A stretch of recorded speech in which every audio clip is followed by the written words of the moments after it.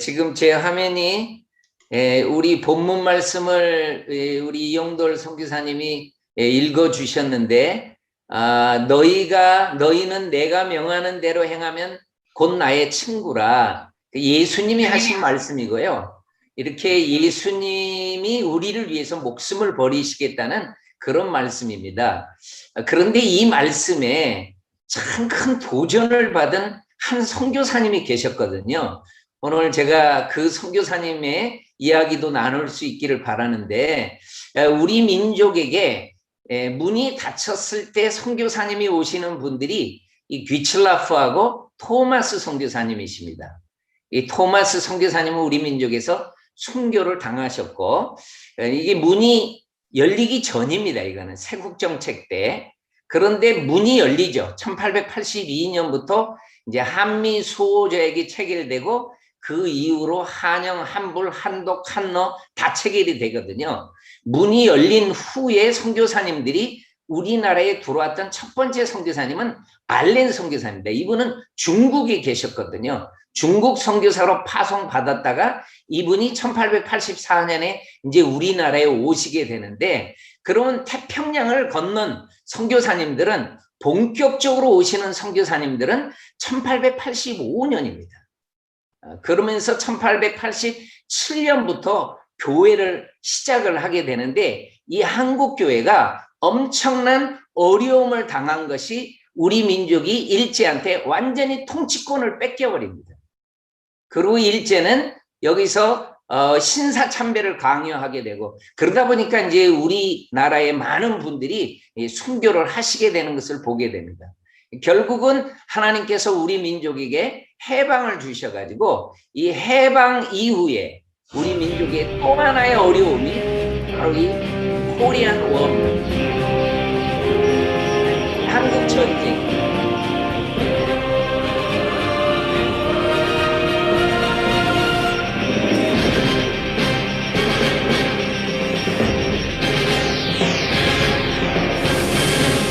그렇다면은 우리 민족 속에 이 한국 전쟁, 이 6.25, 여러분 오늘 몇 월 며칠인가 한번 잘 보십시오.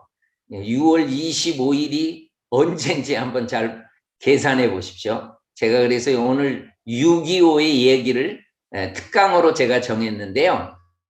우리 6.25와 미셔너리 키즈를 제가 조금 부각을 시킵니다. 왜냐하면 언더우드나 아펜젤러 선교사님은 6.25 나시기 전에 다 돌아가시잖아요.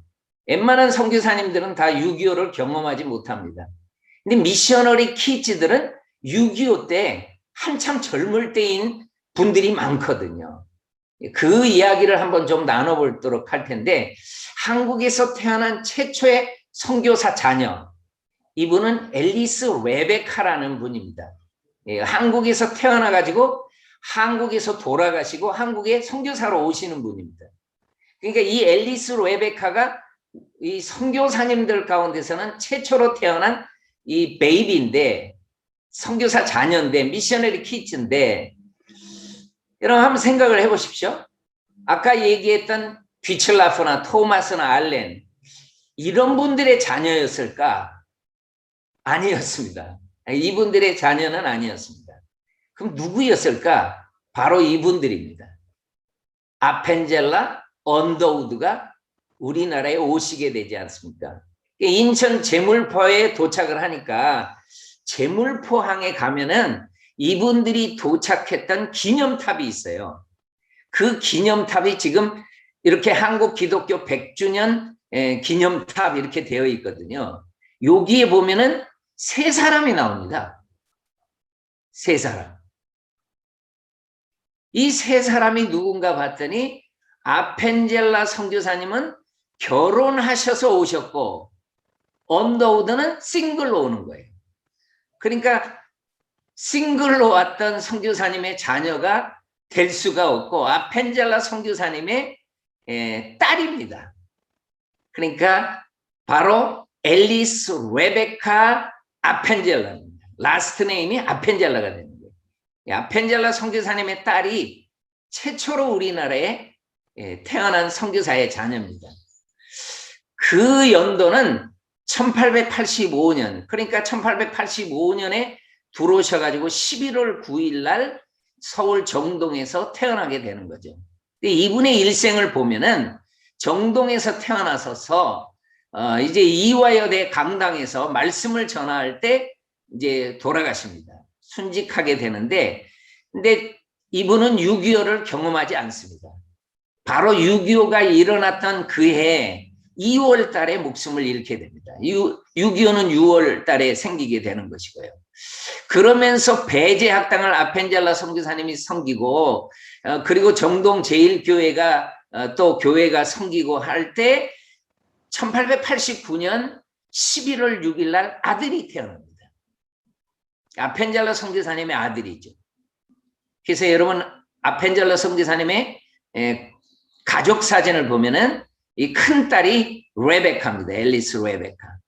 그리고 이 큰 아들이죠. 헨리 다치입니다. 이분들이 이제 태어나게 되는 거죠. 그럼 여러분 이 헨리 다치 같은 경우는 아버지가 목포 아파다에 목포에 구약 성경을 번역하러 가시다가 군산 앞바다 쪽에서 배가 충돌했을 때 조선 소녀 하나를 구하려고 하다가 아버지가 목숨을 잃거든요. 그러니까 미국에서 신문팔이 하면서 가족을 부양하고 어렵게 하면서 이분이 아버지가 걸어온 발자취를 그대로 따르기 위해서 이분이 우리나라에 선교사로 오시거든요. 그러니까 그 누나도 오시지만은 이분도 오십니다. 선교사로 다 미셔너리 퀴즈로 우리 민족을 섬기게 되는데, 이분이 6.25 때 보니까 이 처치 월드 서비스라고, 그때는 NGO가 없을 때입니다. 정말 많은 교회가 우리 민족을 돕습니다. 한국 구호 책임자로서 기독교 세계 봉사회를 이분이 섬깁니다. 6.25 때 떠나지 않고 섬깁니다. 여러분 전쟁이 일어나면 선교사들 다 나가지 않습니까? 우리나라를 떠나거든요.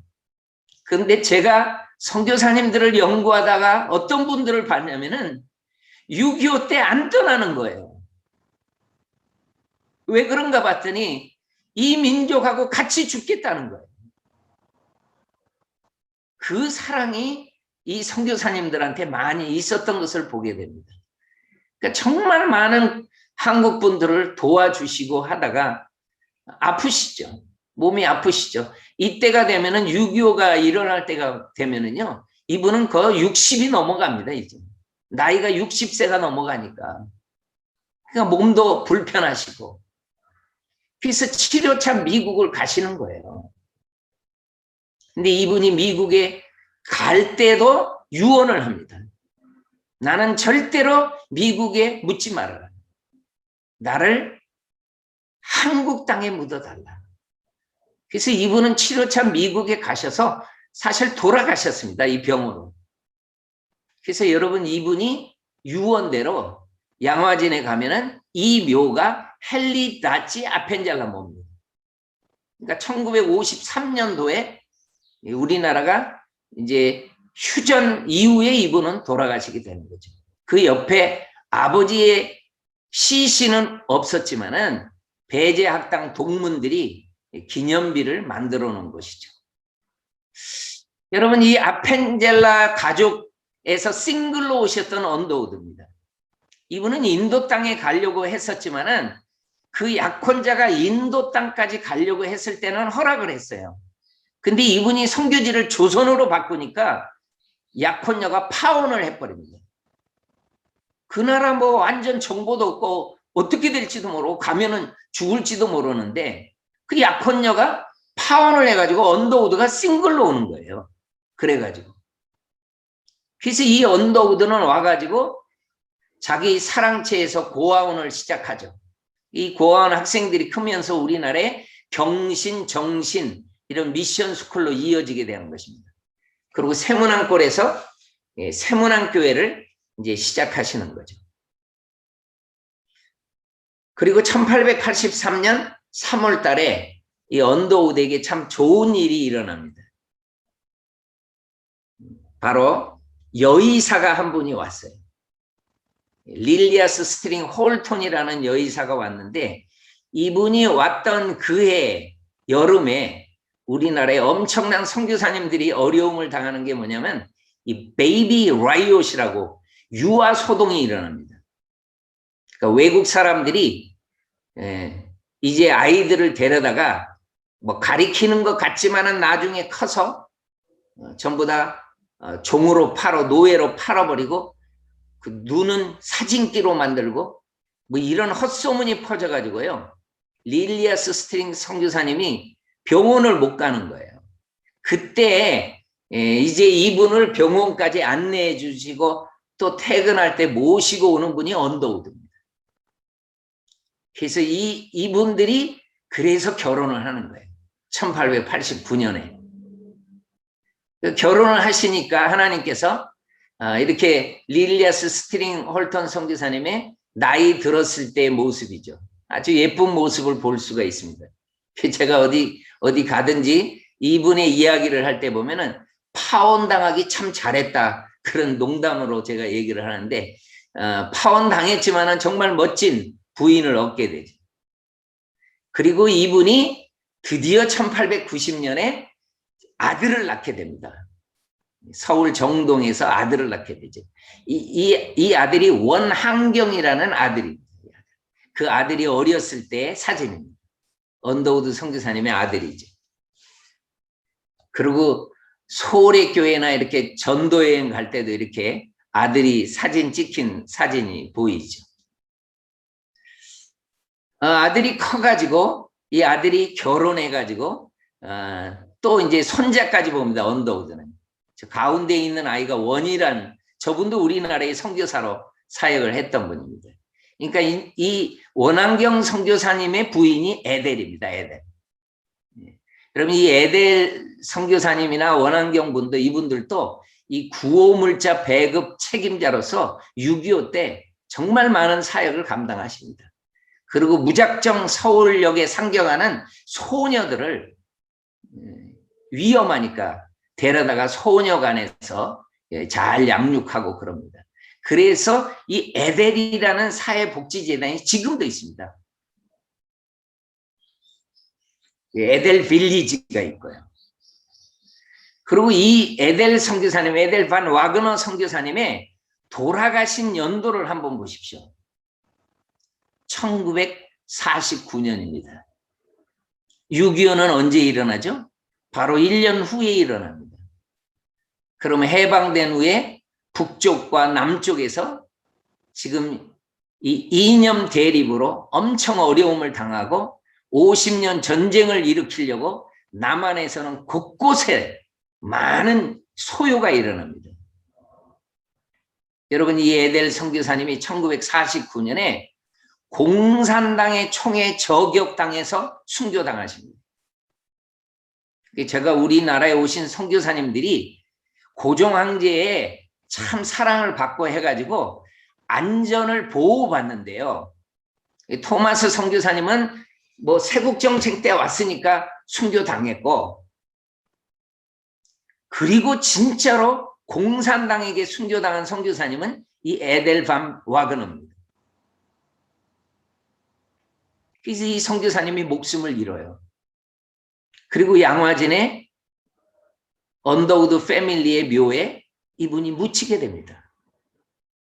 그럼 이분의 남편은 원한경인데 이분의 묘를 제가 자세히 보여줍니다.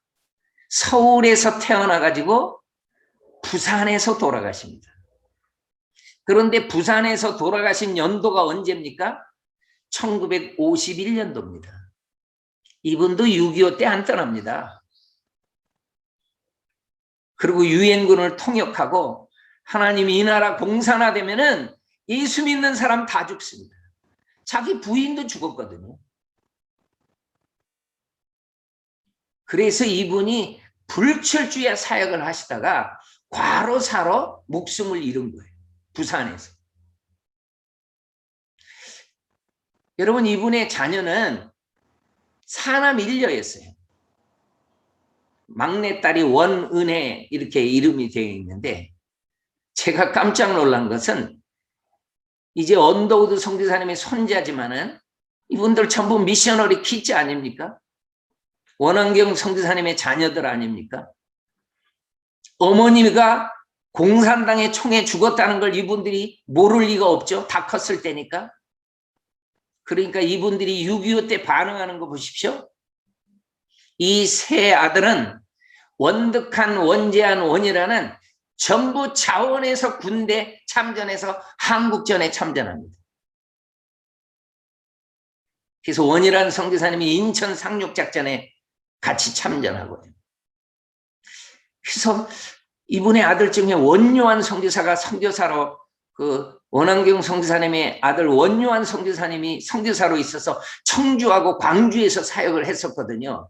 저는 그분을 알고 있었는데 이분은 6.25 때 뭐 했나 봤더니 우리나라에 있다가 6.25가 터지니까 안 떠나고 이 원요한 선교사님, 원진이 선교사님 네가 또 정말 많은 것을 도와요. 이분들이. 그리고 제가 깜짝 놀란 건 막내 딸이요. 원은혜. 이분은 일본에서 그 미군들 이제 한국에 참전하기 위해서 준비하는데 그걸 돕더라고요. 그러니까 전 가족이 도와요. 부인이 공산당의 총에 저격당해서 순교하고 난 후에 6.25가 터지니까 전 가족이 우리 6.25에 다 참전하고 뒤에서 돕고 그렇게 됩니다. 그리고 우리나라에서 참 이분들한테 시상도 하고 그래요. 여러분 원이라는 선교사님은 저는 참 많이 만났는데 이분을 양화진 사역을 하다가 2004년도에 서울에서 돌아가셔가지고 지금 묻혀 있거든요. 자기의 생을 정말 파란만장한 생을 이 땅을 위해서 드리다가 돌아가신 것이죠. 여러분 이 유진벨 선교사님이 전남 지역을 개척하고 목포를 광주를 개척했던 선교사님 아닙니까? 이분의 딸입니다. 여기에 지금 사진이 있는 분이. 이 샤롯 벨이라는 딸이 린튼 선교사님하고 결혼을 하는 것입니다. 그러니까 2대째 이제 우리 민족을 섬겨 나가게 되는데 이 린튼 선교사님이 이제 군산 전주 이게 전주의 신흥학교 옛날 모습인데요. 저쪽에 린튼관이 지금은 세워져 있습니다. 저걸 헐고 린튼관으로 바꾸게 되고 이분 참 정말 귀한 사역을 감당하고 이분도 6.25 때 안 떠나더라고요. 그러니까 이 호남 지역에 전주 지역에 공산당 들어오지 않습니까? 물론 들어오니까 피난은 가는데 마지막에 부산 가가지고 최선을 다해서 우리 민족을 도와요. 그리고 전쟁이 끝난 다음에 이분은 우리 민족에게 대학을 대전하되 세워주는 게 바로 대전의 한남대학이죠. 한남대학이 세워지게 되는데 이분의 아들입니다. 휴 선교사님인데 군산에서 태어난 이 휴 린턴은요. 이분이 컸을 때가 생애에 군복무 기간을 봤더니 미국 해군으로 45년에 입대를 해가지고요. 전쟁 때 우리나라에 참전합니다. 그러니까 인천 상륙작전에 이분도 참전해가지고 우리나라에 와요. 그리고 전쟁 후에는 이분이 자녀들이랑 데리고 우리 민족을 희하게 섬기게 되는 것이죠.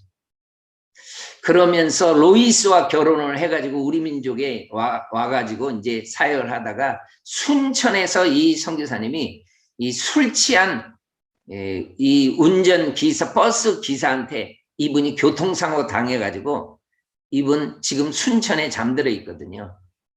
그러니까 이분의 자녀들이 이제 우리 민족이 지금도 많은 정말 특강 강의를 하는 바로 이 존 린튼 인류한 이분이 이제 4대째가 되는 거죠. 그러니까 이게 이제 우리 민족과 함께 걸어온 것입니다. 여러분 평양신학교의 모습인데요. 세미얼 우리 모패 선교사님입니다. 마포 삼열이라는 선교사님이 평양신학교를 이렇게 교장으로 오랫동안 하면서 많은 목사들을 길러내지 않습니까? 이분의 자녀들이 5 아들이 있었는데요. 이 2 아들이 우리 민족의 선교사로 오십니다. 마삼락, 마포하열. 근데 이 넷째가 대구 동산병원에서 근무하다가 6.25가 터지니까 바로 군의관으로, 공군 군의관으로 가가지고 이분도 우리나라 안 떠나고 귀한 사역을 감당하더라고요. 그리고 이 마포 이 화열 선교사님에 의해서요, 지금의 이 병원이 대구의 병원이 커진 거는 이분의 엄청난 역할이 큽니다. 그래서 이분의 묘에, 이분은요, 나를 대구에 묻어달라고 그래서 이분 대구에 지금 묻히는데요. 그 밑에 연도가 우리 민족을 섬겼던 연도입니다. 그러니까 1948년도에 와가지고 6.25 터지니까 군의관으로 가서 섬기다가 1993년까지 섬겼으니까 얼마나 귀한 섬김이 있었습니까? 그리고 유언대로 2010년에 이분 돌아가셨으면 유언대로 지금 대구에 묻히게 되는 것이죠. 여러분, 교회와 학교와 병원이 스테이션마다 해서 평양에서 저렇게 교회, 병원, 이게 학교인데 이것이 바로 숭실학교입니다. 숭실. 숭실의 학교의 모습이죠. 그리고 이게 숭의학교입니다. 숭의. 그리고 광성학교고요. 그리고 기올병원이고요. 그리고 제가 너무너무 좋아하는 요 꼬마들입니다. 미셔너리 키즈들이죠. 이 자녀들을 위해서 1900년에 평양에서 평양 외국인 학교가 생기게 되는 거죠. 자, 이 평양 외국인 학교에 다녔던 선교사님의 자녀들의 모습인데 그 중에 선교사님의 딸 루스벨입니다. 이 학교는요, 고등학교 마치면은 미국의 대학을 자유롭게 갈 수 있는 체제가 있었습니다. 정말 잘 가르쳤어요. 그러니까 많은 선교사님의 자녀들이 이 고등학교까지 마치고 가서 이제 미국에서 대학을 하는 거죠. 그 당시 우리나라에 대학 과정이 없으니까 선교사님의 자녀들은 대학을 하려면 전부 나가야 됩니다. 그래서 이분이 미국의 위튼 칼리지에 들어가죠. 이 위튼 칼리지에 들어가고 부모님이 선교사였으니까 이분은 아예 나는 싱글로 결혼하지 않고 선교사로 섬기겠다. 그러니까 공부를 할 때도 절대로 남학생 쳐다보지도 않죠. 그리고 정말 공부 열심히 드리고 열심히 하고 예배 드리고, 여러분 남자들은 이런 분들을 좋아해요. 그래가지고 이 청년이 프로포즈를 했는데 이 학생이 위튼 칼리지에 다니던 학생인데 정말 괜찮은 학생이었어요. 이 프로포즈를 루스벨이 받아줍니다. 그래서 결혼을 한 거예요. 여러분, 이분이 여의도 집회 주강사 빌리 그라함입니다. 그럼 이 빌리 그라함 목사님의 사모님은 한국의 평양에서 학교를 다니고 평양에서 수많은 분들이 흰 옷 입고 교회 가는 모습을 봤던 분입니다. 그러니까 이 빌리 그라함하고 결혼했을 때 이분이 라디오 방송을 하니까 전쟁이 일어났다는 소식을 듣고 이 전쟁 이제 공산화되면은 그 수많은 사람들, 예수 믿는 사람 다 죽는다. 그래서 이분이 정말 라디오 방송으로 기도를 요청하고요. 정말 기도하고 정말 우리 민족을 위해서 애써줍니다. 빌리 그라함 목사님. 정말 많은 분들이 기도하게 합니다. 이분은. 그러면서 6.25가 일어나니까 이 참전했던 이 평양에 있었던 사진들이고요. 이렇게 사경회를 하면은 수많은 사람들이 모여서 이렇게 사경회를 했던 이런 모습들을 알고 있었던 거죠. 루스벨 이분은요. 그래서 이 빌리 그라함 목사님은요, 전쟁 중에 우리나라에 오십니다. 우리 민족의 이 공산화를 막기 위한 정말 기도 많이 하시기를. 여러분, 제가 이 학교 출신 중에서 6.25가 연결해서 제가 제일 좋아하는 분이 바로 지금 저기 원안에 있는 사진입니다. 윌리엄 해밀턴 쇼라는 선교사님의 자녀인데요. 이분의 아버지입니다. 윌리엄 얼쇼가요. 이분이 평양에서 선교사로 사역을 하면서 아들을 낳은 게 이 1922년에 윌리엄 해밀턴 쇼가 평양에서 태어납니다. 그러니까 자동적으로 어렸을 때부터 평양에서 자라면서 이제 외국인 학교를 다니게 되는 거죠. 고등학교를 마치고 대학을 이제 들어가게 되는 거죠. 그래서 이제 대학 가기 위해서 이제 미국으로 나오게 되는데 완전히 고향이 평양입니다, 이분은요. 그러니까 오하이오주의 웨슬리안 대학에서 공부를 하고요. 그때 2차 대전이 일어나니까 이분이 2차 대전에 참전하더라고요. 해군 장교로 참전해가지고요. 정말 혁혁한 훈장까지 받으시고 그러시더라고요. 그리고 제대하기 전에 한국 해안경비대 교관으로 우리나라에 오셔가지고요. 그리고 해군과 해병대 창설에 기여를 해줍니다. 그리고 한국의 선교사로 아버지의 뒤를 이어서 선교사로 오시기 위해서 이제 미국 하버드대에서 박사학위를 하고 있었거든요. 한국 전쟁 소식을 듣는 거예요. 이분이 미국에서 공부할 때. 그러면서 이분이 바로 이 구절에 묵상을 하다가, 물론 예수님이 우리의 친구고 예수님이 한 말씀입니다만은 이 적용을 한국과 자기하고 적용을 한 거예요. 이 구절을 묵상하면서 이분은 결단을 합니다. 참 어려운 결단이에요. 이 부인 주아니타 이분하고 두 아들이 있었는데요. 이분이 제대한 거거든요. 2차 세계대전의 훈장까지 받고 제대했어요. 근데 한국 전쟁이 일어난 것 때문에 여보, 나 군에 재입대하겠다는 거예요. 근데 이분한테 외아들이거든요. 사랑하는 부인하고 아버지와 어머니가요. 이 아들 하나뿐이 없는 외아들이에요. 근데 아무 소리도 못하는 그 글을 받게 돼요.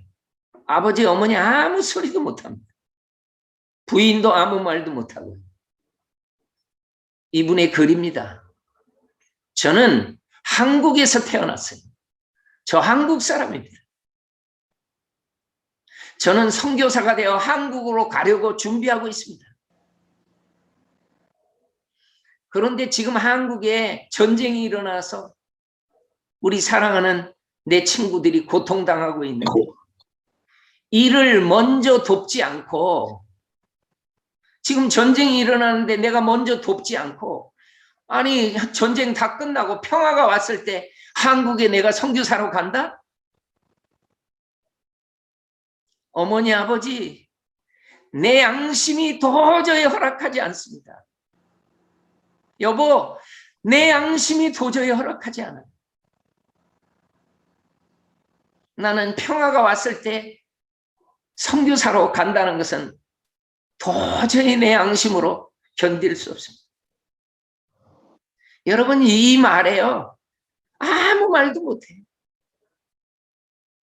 그래서 이분이 정보 장교로 해가지고 한국말도 잘하고 영어도 잘하고 너무너무 잘 아니까 메가더 장군의 참모로요, 인천 상륙작전에 이분이 참모로 참전합니다.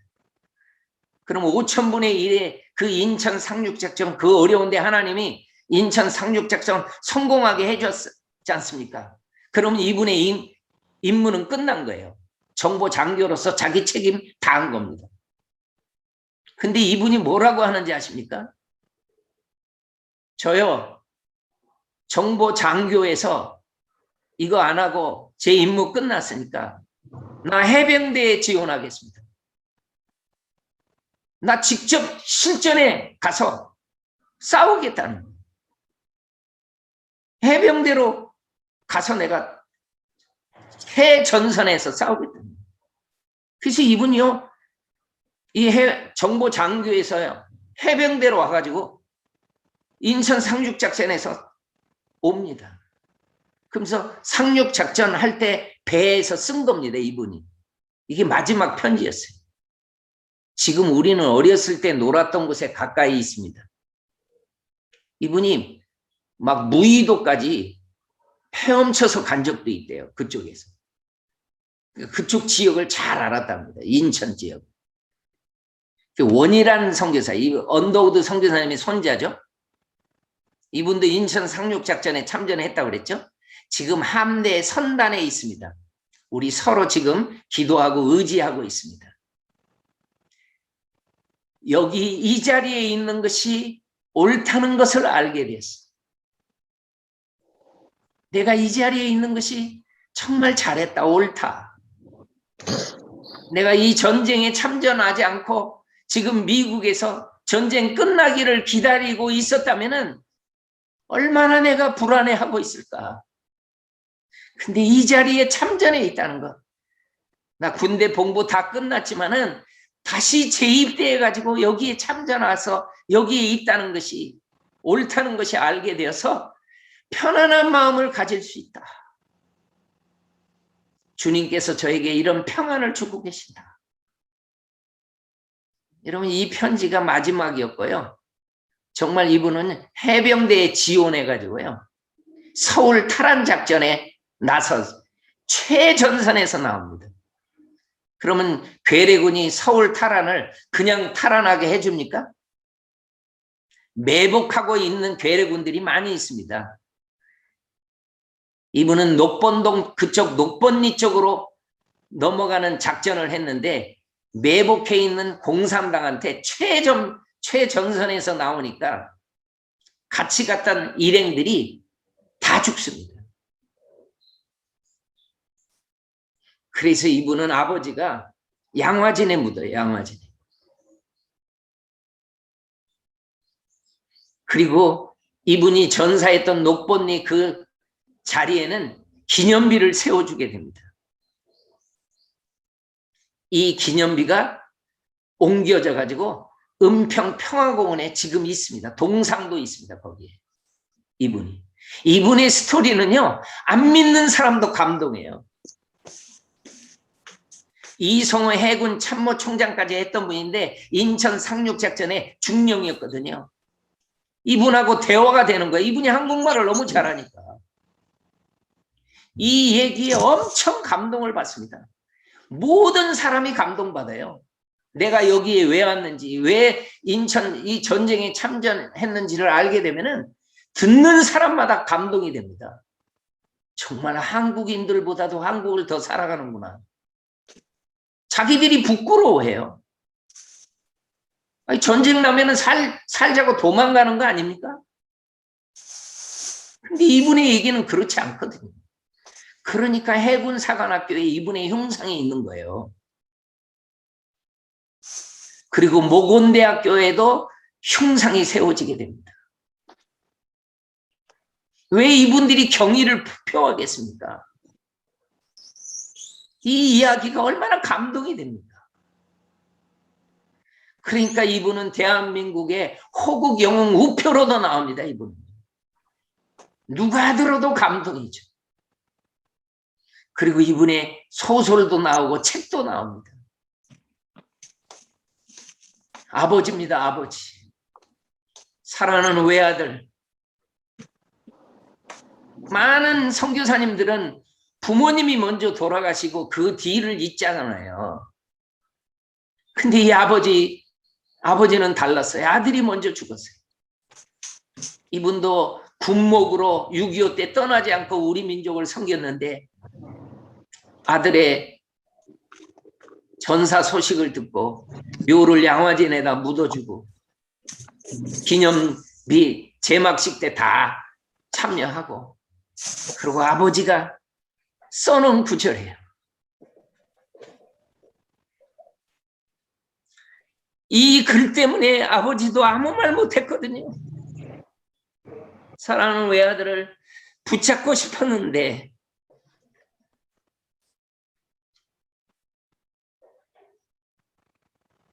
그래서 아버지는 이분의 기념비마다 묘비마다 이 구절을 써놨던 거예요. 아들이 보내준 이 구절.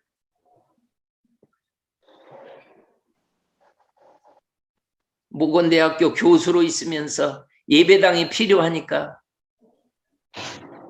우리 아들의 이름으로 여러분 조금만 헌금을 해서 예배당 하나 건축했으면 좋겠습니다. 그러니까 5,955명이 다 헌금을 해가지고 그래서 윌리엄 해밀턴 쇼 기념 예배당이 모건대에 세워지게 됐던 것입니다. 모건대는 이전을 했지만은 이 윌리엄 해밀턴 쇼 예배당은 이렇게 지어가지고 기념하고 있죠. 자랑스러운 거죠. 제가 가서 찍은 사진인데 이렇게 잘 지어 있습니다. 모건대 신캠퍼스로 옮겨가지고 거기서 예배를 드리고 있죠. 그리고 부인은 하버드대에 박사학위를 받아가지고 자기 남편 대신에 박사학위를 자기가 받아가지고 이화여대 교수로 섬기고 장남은 서울대 교수로 섬기고 부인은 내가 죽으면은 내 남편 옆에 묻어달라고 그래서 그 묘가 지금 비어 있습니다. 그리고 제가 너무너무 가슴 아픈 묘는 저 뒤에 있는 묘입니다. 누굽니까? 아버지와 어머니입니다. 연도를 보십시오. 아버지는 윌리엄 얼셔는 돌아가신 연도가 1967년입니다. 그럼 아들은 6.25 때 1950년에 전사했으면 17년을 더 산 겁니다. 어머니는요 21년을 더 산 거죠. 그러면서 이분들이 우리에게 사랑만 강하게 심어놓고 그리고 이곳에 잠들어 있는 거죠. 여러분 현지인들이 여러분의 사랑을 느낍니다. 얼마나 이분들이 우리를 사랑하는지 우리 현지인들은 다 압니다. 그래서 여러분을 사랑하고 존경하고 귀하게 여기는 거죠. 기도하겠습니다. 하나님 아버지, 우리 민족이 여기까지 있기까지 수많은 선교사님들이 지금 선교 현장에서 사역하는 이 귀한 역사가 있기까지 얼마나 많은 사랑이 우리 민족에게 심겨져 있는지 알게 해주셔서 감사합니다. 하나님, 선교는 사랑인데 이 사랑을 우리도 실천하며 사는 귀한 선교사님 되게 해주셔서 감사합니다. 이 은혜 놓치지 않고 하나님 앞에 참 아름다운 삶으로 주님 앞에 반응하고 주님 앞에 설 수 있도록 인도하여 주세요. 살아계신 예수 그리스도의 이름으로 기도합니다. 아멘.